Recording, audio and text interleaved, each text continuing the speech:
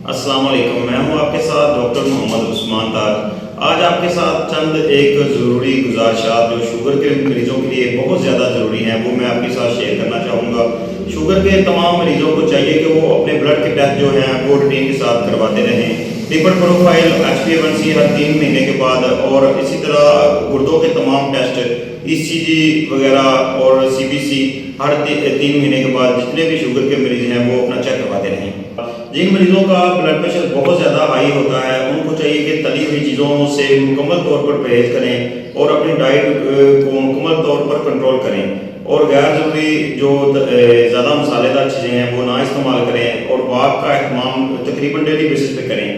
हमारी रोज़मर्रा की रूटीन में, प्रैक्टिस में हमसे रोज़ाना कई दफ़ा ये सवाल पूछा जाता है कि दवाई कैसे इस्तेमाल करें। तो जिन लोगों तक मेरी ये वीडियो पहुंच रही है उन लोगों को मैं बताना चाहता हूं कि दवाई हमेशा, कोई भी हो, एंटीबायोटिक्स हो, कोई भी दवाई हो, तो आप हमेशा सादा पानी के साथ इस्तेमाल करें। कभी भी कोई भी दवाई नीम गर्म पानी के साथ और चाय वगैरह के साथ कभी भी इस्तेमाल ना करें।